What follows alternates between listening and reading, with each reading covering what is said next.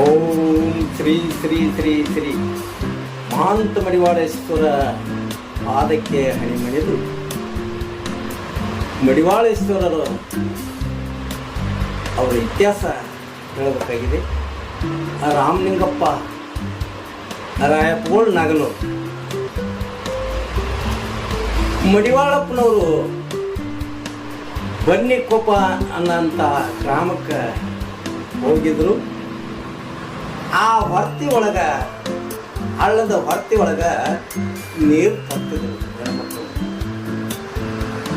ನೀರು ತರ ಕಾಲಕ್ಕೆ ಮಡಿವಾಳಪ್ಪನವರು ನೀರಡಿಸಿ ನೀರು ಕುಡಿಬೇಕಂತಕ್ಕಂಥ ಹೊರ್ತಿ ನೀರಿಗೆ ಹೋದಾಗ ಆ ಹೊರ್ತಿ ತರುವಂತ ನೀರು ಹೆಣ್ಣು ಮಕ್ಕಳು ಮಡಿವಾಳಪ್ಪನವರಿಗೆ ಹೊರ್ತಿ ಬಿಡಲಿಲ್ಲ.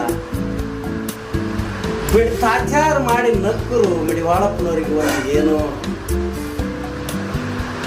ಅವರಿಗೆ ಇನ್ಸೆಟ್ ಕಂಡು ತಾಚಾರ ಮಾಡಿ ಬಿಡಲಿಲ್ಲ. ಅವಾಗ ಮಡಿವಾಳಪ್ಪನವ್ರು ಏನಂತಾರ,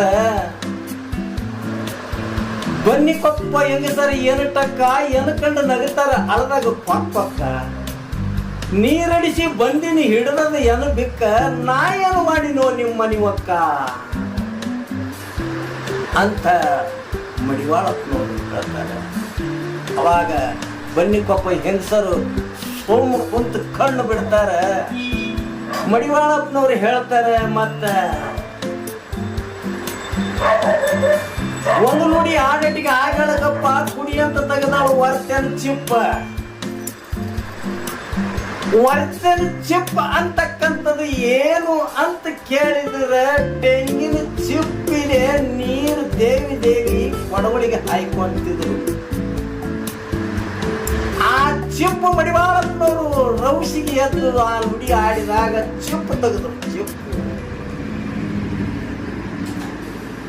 ಅದಕ್ಕೆ ಒಂದು ನುಡಿ ಆಡಟಿಗೆ ಆಗಳಗಪ್ಪ ಕುಡಿ ಅಂತ ತೆಗೆದಾಳು ವರ್ತನ್ ಚಿಪ್ಪ ಯಾವೂರಂತ ಹೇಳಲಿ ಆರಿತ್ತು ನೆಪ್ಪ.